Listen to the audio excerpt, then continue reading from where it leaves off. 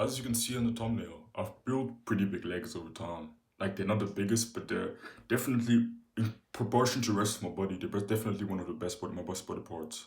So my quads are pretty big. And yeah, in this video, I want to talk about the things I did to kind of make my legs as big as they are now, and what I plan to do to make them even bigger. Because I know there's so much room for improvement in general. I said my legs are big, but yet in comparison to the rest of my body, I think I can improve the rest of my body and my legs by a lot. I can make them a lot better.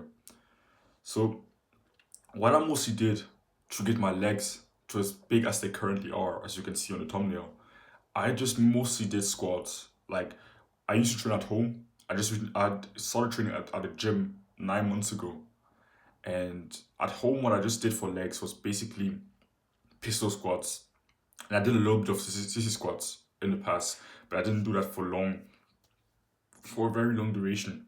So I would say pistol squats build the foundation of my legs, even though I now don't necessarily think that they're the best exercise. If you maybe do assisted pistol squats where you hold one hand for balance, but for free pistol squats where you just do it with no assistance, I think they're not necessarily the best exercise, but I had pretty much no choice. So I did pistol squats when I trained at home. I did split squats, Bulgarian split squats a little bit, and I did sissy squats. So I kind of rotated between these exercises. But my leg sessions were very short when I trained at home. I did like 1 to 2 exercises because I didn't have that so many options, because when I train at home, I had like dumbbells, but they weren't super heavy. And the legs are super strong. So training legs at home is very difficult. And that's what I mostly built my legs when I was training at home.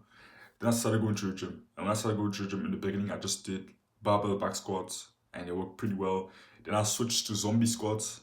So it's a front squat where you place the barbell on the kind of the front of your body, on your upper chest and shoulders, but you don't hold the barbell like this like a normal front squat. You put your hands out like this. That's a zombie squat, and I did that for a while with like a super deep range of motion. I always went super, super deep, like as deep as I could. To the bone with my hamstrings, with touching my calves. Then I took a little pause at the bottom. Then I went back up. That's always how I did it. And I did zombie squats for a few months, and they worked pretty well for my legs.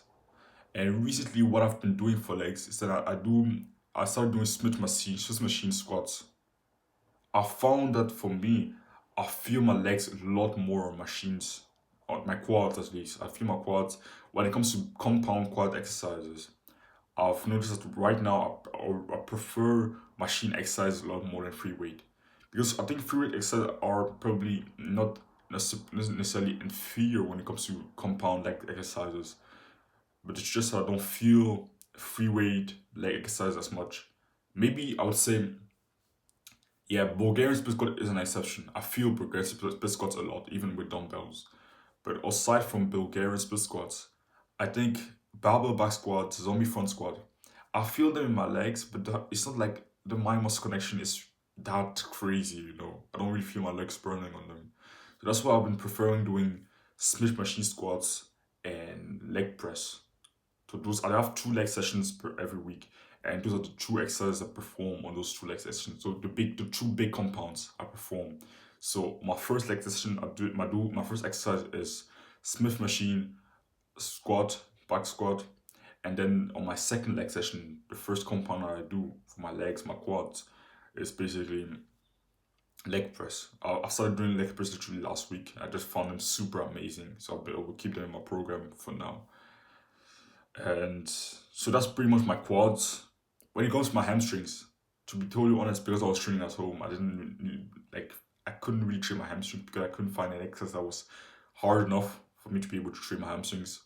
The only exercise that was hard enough to train my hamstrings was like they basically Nordic curls, like the hamstring curls and the Nordic curls.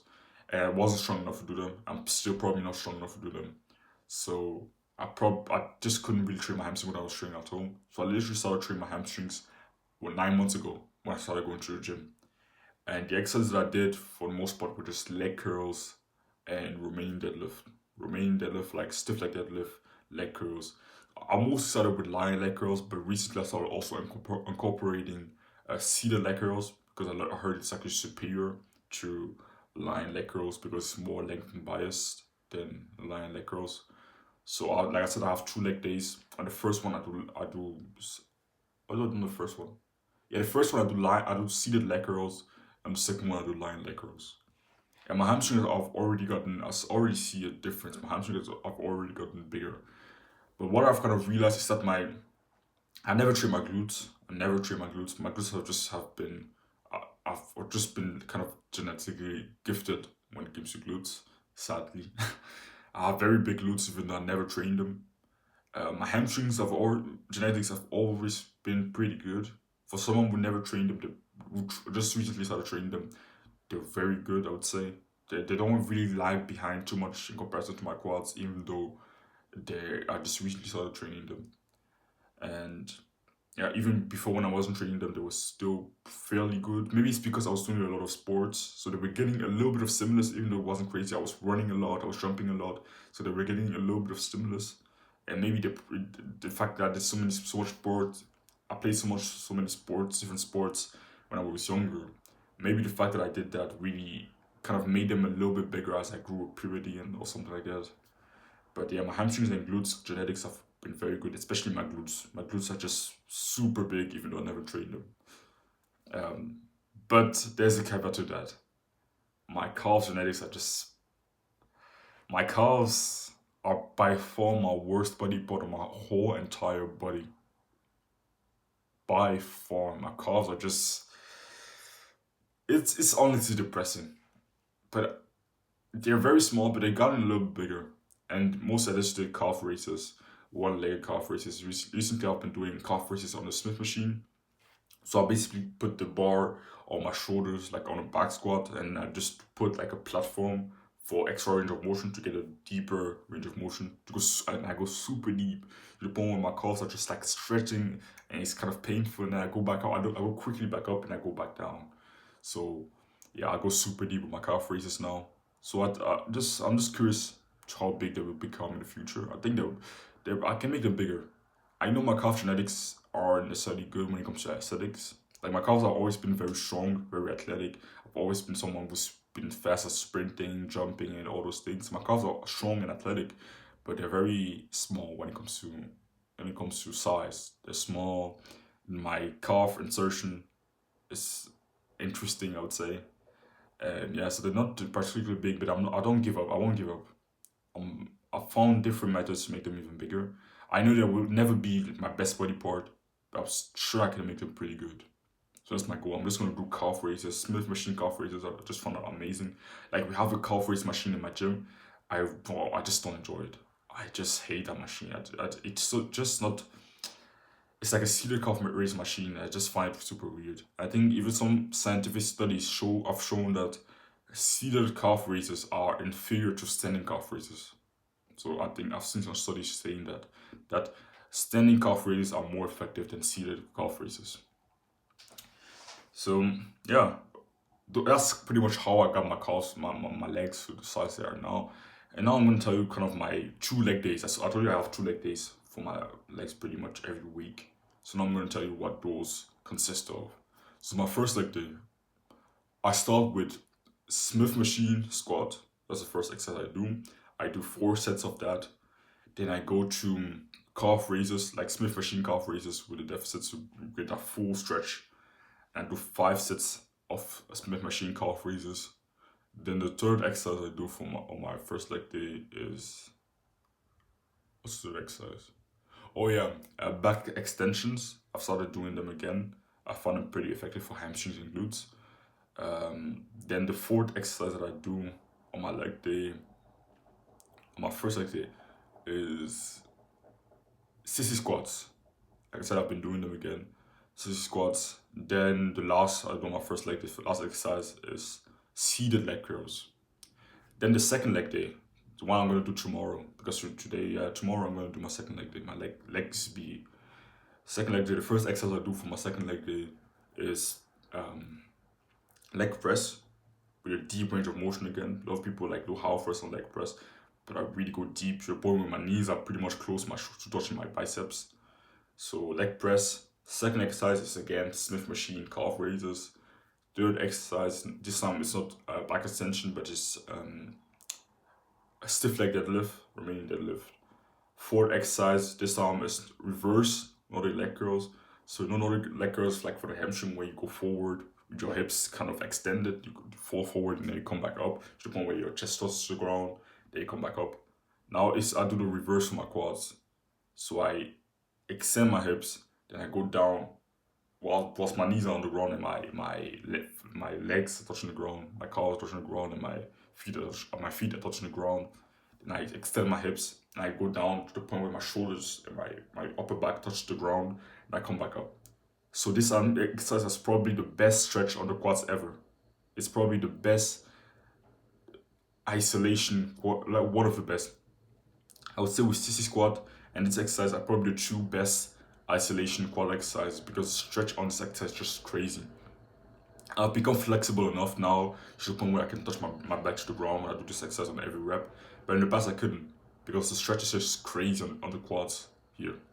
So that's the four exercises I do on my second leg day. And then the last one is just lying leg curl. So leg curl where you just lie on the part, you know. So those are my two leg days. So now I'm gonna kind of explain kind of what I've changed and what I've changed that like that. So first I'm gonna talk about the rectus femoris. The rectus femoris is a part of the quad that crosses the knee and hip joint. So it isn't really stimulated adequately on most squat exercises like squats because it crosses the hip joint and the knee joint. When you do a squat, you bend both your knees and your hips. So your hips are probably one of them is kind of being contracted while the other one is being what's it called extended, like stretch. So that isn't very effective to train your rectus femoris. So exercises where you can move kind of when you have your knees or your hips are extended, where your hips are locked in place, where they don't move whilst you move above your knees. Those are the exercises that really provide a good stimulus for the rectus femoris. So that's why I've been implementing sissy squats and reverse Nordic leg curls, because those are pretty much the only exercises that really hit the rectus femoris correctly, like that really target them as a primary mover in an exercise. So that's why I've added them. The rectus femoris is basically the part of the leg that's kind of on the outside of the leg. That's kind of on the outside. It's on the inside, but mostly the outside, and it crosses both your knee and hip joint. So that's why it isn't really hit adequately on squats, because like I said, on one end it's being extended and on the other end it's being contracted. And for hamstrings, I do both a hip hinge and a leg curl movement, because the hamstring crosses both the hip, like again the hip and the knee joint. So if you want to be able to really develop the whole hamstring and make it look as good as I possibly can make it look like, and to really make my hamstrings as big and aesthetic as I can, I make sure I train I both have a hip hinge and a leg curl movement.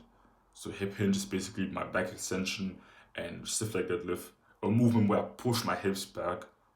So that's pretty much the movement, the pattern. And then an exercise where I bring pretty much my ankles to my ass, like on leg curl. See the leg curl, lying leg curl. And then for calves, I really just focus on doing calf raises. I just have one exercise because I don't really see the point of having two calf exercises, because pretty much all calf raises are pretty much the same, but there's some different angles, you could say, but it's pretty much the same exercise. So I just do 5 sets of calf raises as my second exercise on every leg session. And I plan to maybe get it up to maybe 20, maybe 15, 20 sets in the future to just add more volume to my calves, you know. Because first, calves is a body part that recovers very fast. So I can maybe add a few sets on maybe my second push session. And I could add maybe 5 sets here and there so that I can get up to 15 sets. Because I think because my calves are my weakest body part, I should probably just do more volume on my calves to get them bigger. So yeah, that was pretty much it. That was how I built my legs and how I plan to make them even bigger in the future. So I hope you find it kind of valuable. Maybe it helped you a little bit with your leg training. maybe gave you some realizations. And yeah, hope you found this video valuable. If you're interested in my one-to-one fitness coaching, then you can click the first thing in the description. We'll get you to your Calendly link, and if you want to pick a call, you can. And yeah, don't worry from discomfort. Chase it.